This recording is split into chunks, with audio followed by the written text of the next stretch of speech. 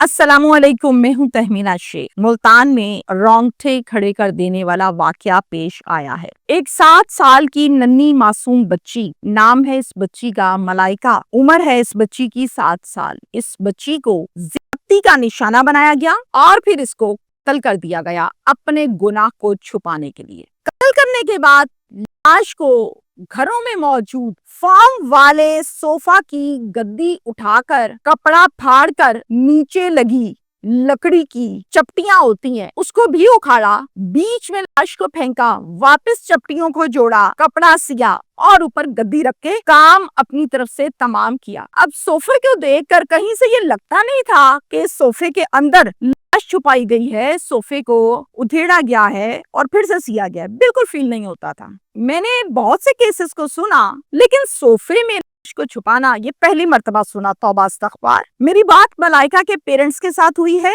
वो इस हवाले से जो हकीकत बताते हैं, यकीन कीजिए सुनने के बाद इंसान सोच भी नहीं सकता कि हमारे करीब प्यार मोहब्बत से दिखने वाले चेहरे, वो आंखें जिनमें चाहत होती है, वो लहजे जिसमें बड़ी सिंसियरिटी दिखाई देती है, बड़ी मोहब्बत दिखाई देती है, वो ऐसा कर सकते हैं? ये पॉसिबल है? तमाम डिटेल्स आपको बताऊंगी कि इस बच्ची को किस कदर अजियत और तकलीफ देने के बाद कत्ल किया गया। महज 7 साल की बच्ची है। ज्यादती करने वाला दरिंदा कौन था? कत्ल करने में कितने लोगों का हाथ है और ठिकाने लगाने में इस्लाम को कौन कौन शामिल है? मुल्तान में ये अफसोसनाक वाकया पेश आया है इलाका राजापुर बस्ती आरिफ वाला में। ये मुल्तान का एरिया है। यहाँ पर घर के सरबराह हैं नवीद अली और नवीद की अहलिया का नाम है रुखसाना बीबी। इनकी एक बेटी है जिसका नाम मलाइका है और अब मलाइका 7 साल की हो रही है। नवीद अली अपने जरिए मुआश के लिए सऊदी अरब होते हैं, वहीं पर काम करते हैं और वहां से साल में एक मर्तबा अपनी फैमिली के पास आते हैं। अब जहां पर नवीद का घर है या हम ये कहें कि रुखसाना का घर है, इनके घर के बिल्कुल साथ वाला घर, हम ये भी कह सकते हैं कि दीवार दोनों घरों की एक है। बिल्कुल साथ वाला जो घर है वो है अकील अली का। अकील इस घर में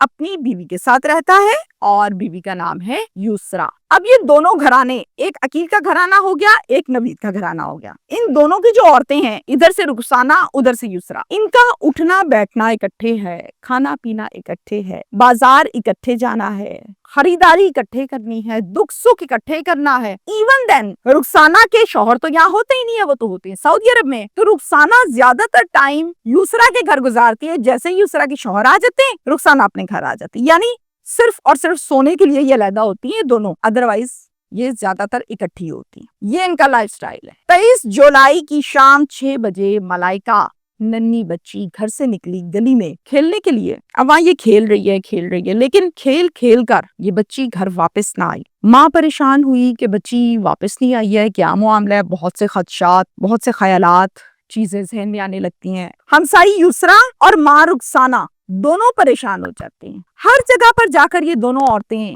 मलाइका को ढूंढती हैं, कभी किसी से पूछती हैं, कभी किसी से पूछती हैं, लेकिन मलाइका का कुछ पता नहीं चलता। थक हार के जब देखा कि अब हमारे बस की बात नहीं है, आदमी को किसी को बताना पड़ेगा, फिर क्या करती है रुखसाना मलाइका के एक चचा हैं जिनका घर इसी गली में है, बिल्कुल पास है, उनका नाम है नासिर अब्बास। उनके घर चले जाती है और जाकर अपने देवर को बताती है। सबसे पहले नासिर क्या करते हैं, फौरन मस्जिद की तरफ भागते हैं और अनाउंसमेंट करवाते हैं, ऐलान करवाते हैं मलाइका के हवाले से कि मलाइका नहीं मिल रही, जिसको मिलेगी फौरन से इतला दे। उसके बाद सीधा जाते हैं पुलिस स्टेशन का नाम है सीतल माड़ी। ये मुल्तान में वाक़या है। यहाँ पर जाकर सारी बात बताते हैं एसएचओ को और फिर यहाँ पर एक एफआईआर दर्ज करवाते हैं अगवा की मलाइका के हवाले से। और इस एफआईआर के मुद्दई बनते हैं खुद चचा नासिर अब्बास। नासिर ने एफआईआर कटवाने के बाद अपने भाई को सऊदी अरब में फोन किया और उसको बताया कि मलाइका का कुछ पता नहीं चल रहा, कई घंटे गुजर गए, हमने बहुत कोशिश की, नहीं मिली, अब हमने एफआईआर कटवा दी है, तो हो सके तो तुम आ जाओ, तुम्हारी बीवी को भी हौसला होगा और तुम्हें आना चाहिए।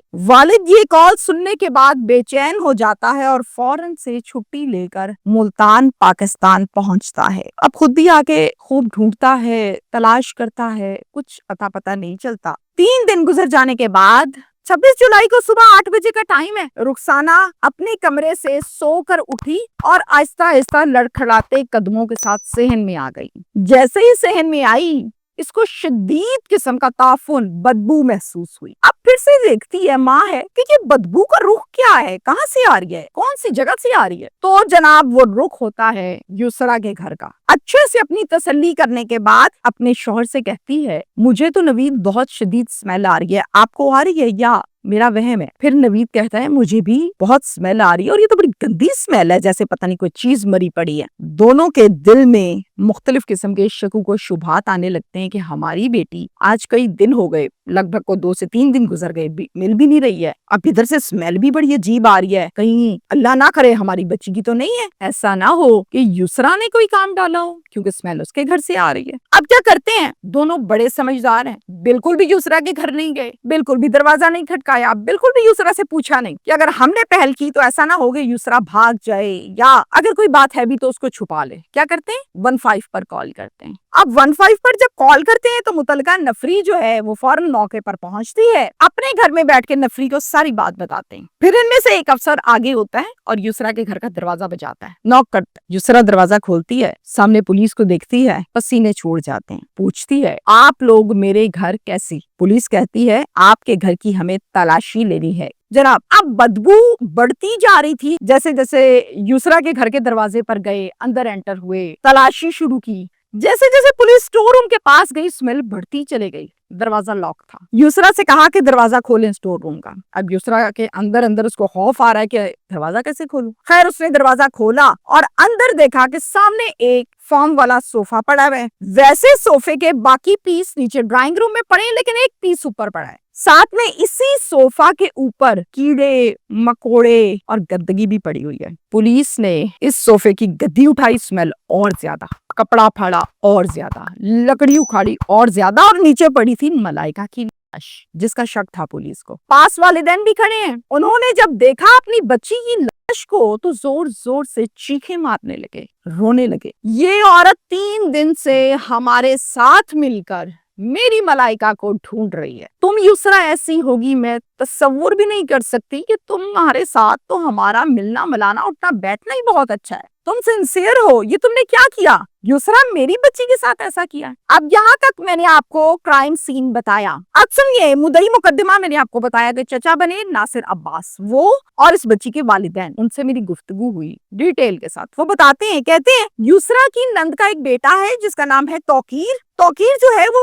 یسریٰ کے گھر آلموسٹ پورا سال رہتا ہے۔ توقیر اور یسریٰ کا اٹھنا بیٹھنا انتہائی بے تکلفانہ ہے اور ان کے آپس میں ناجائز مراسم ہیں۔ اب یسریٰ کا جو شوہر ہے وہ جیسے ہی گھر سے باہر جاتا ہے کام کے لیے، یسریٰ اس کو فون کرتی ہے توقیر کو، توقیر گھر آ جاتا ہے، پھر پورا دن یہاں گزرتا ہے اور خوب گندگی گھلتی ہے۔ 23 جولائی کو ملائکہ گلی میں کھیل رہی تھی، شام 6 بجے کا ٹائم تھا۔ یسریٰ نے آواز دی ملائکہ بیٹا اندر آؤ، میری بات سنو۔ ملائکہ فوراً سے گئی، جی خالہ۔ اس کے بعد وہاں پر توقیر بھی تھا۔ توقیر ایک جوان لڑکا ہے، اس نے بچی کو اٹھایا اور توبہ استغفار اٹھا کر اسٹور روم میں لے گیا، جا کے منہ پر کپڑا رکھا اور زیادتی کی۔ ڈوب مرنے کا مقام یہ ہے کہ یسریٰ پاس کھڑی ہوئی تھی سارے معاملے میں، پہرا بھی دے رہی تھی اور دیکھ بھی رہی تھی۔ ڈوب مرنے کا مقام ہے یہ۔ مدعی مقدمہ ناصر عباس اور والدین کی بات میں نے آپ کو بتائی، اب میں آپ کو بتاتی ہوں کہ پولیس اس حوالے سے کیا کہتی ہے۔ پولیس نے جو تفتیش کی ہے اس میں کیا کچھ سامنے آیا ہے بتاتے ہیں۔ ملائکہ کے ساتھ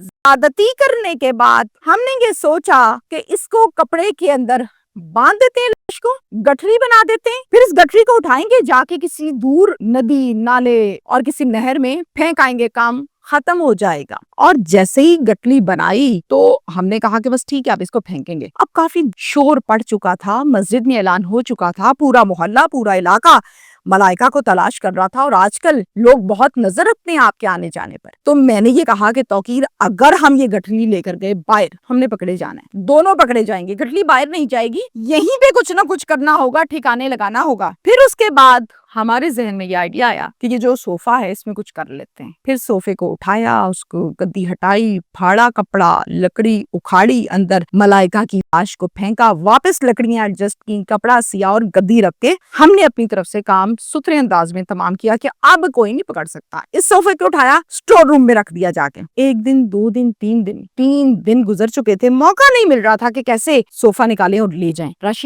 رہتا تھا ہر ٹائم گلی میں۔ جیسے ہی یہ سب کچھ یسریٰ نے نے पुलिस को बताया तो पुलिस ने पहली रेड तौकीर पर मारी और तौकीर को गिरफ्तार कर लिया, थाने ले आए। अब मामी और भांजा यानी युसरा और तौकीर दोनों पुलिस की हिरासत में हैं। दोनों इस केस में मुल्जिमान हैं। मलाइका के वालिदैन एक और बात भी करते हैं, वो कहते हैं इस कत्ल में मेरी बच्ची के साथ होने वाले जुल्म में युसरा का शौहर भी मुलव्विस है। अब क्यों वो ऐसा कहते हैं और उनको ऐसा क्यों लगता है? उनको ऐसा इसलिए लगता है कि वो कहते हैं कि जब बदबू हमारे घर आ सकती है, इसके घर से निकल के मोहल्ले में फैल सकती है, तो जब ये रात को घर आता था काम से या शाम को जब भी आता था, इसको स्मेल नहीं आई अपने घर से? वैलिड क्वेश्चन है। इसने नहीं पूछा कि यहाँ पर जो सोफा पड़ा था वो कहाँ पर है भाई, वो क्या मामला है? तो क्या इसको पता था तो फिर ये छुपा रहा है? तो इसको भी गिरफ्तार करना चाहिए और जितना इसका गुनाह है सजा इसको भी मिलनी चाहिए, ये फैमिली कहती है। अब यहाँ पर मैं आपको बताऊं कि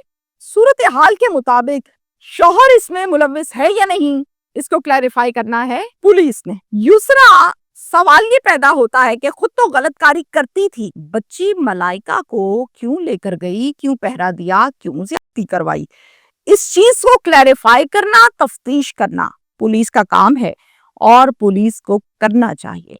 ये सारे का सारा वकूआ है जो मैं बयान कर चुकी। मैंने हजारों की तादाद में, अब तो मैं ये भी नहीं कहूंगी कि 100 में, हजारों की तादाद में मैं केसेस सुन चुकी जिसमें बच्चियों के साथ ज्यादती करते हैं। किसी बच्ची की उम्र साल, 2 साल, 3 साल, 5 साल, 6 साल, 7 साल, 8 साल, 12 साल, 14 साल, उसके बाद अपने ज्यादती को, अपने गुनाह को, अपनी गंदगी को छुपाने के लिए जान ले लेते हैं। कभी तो किसी की शहरत काट दी जाती है और कभी उसको गोली मार दी जाती है और कभी उसके गले को दबाकर उसको मौत के घाट उतार दिया जाता है। और यहाँ पर तो पल करके लाश को सोफे में बंद किया गया कि किसी को पता नहीं चलेगा जी सोफा पड़ा है, सोफा पड़ा है। वो कहते हैं ना, एक प्लान इंसान बनाता है जमीन पर और एक प्लान कुदरत बनाती है आसमान पर, और होता वही है जो कुदरत प्लान बनाती है। तो कत्ल कभी छुपता नहीं है, ये तो मैं और आप बचपन से सुनते आ रहे हैं। अब वो ब्लड से निकले, वो स्मेल से बात खुले, वो खून के कतरे से पता चल जाए, वो टाइमिंग से पता चल जाए, पता चल जाता है। ऐसा नहीं होता कि खिलाड़ी अपना खेल खेल कर साइड पे हो जाए और पता न चले, ऐसा नहीं होता। और जिन केसेस में ऐसा होता है ना, जरा वो भी सुन लें।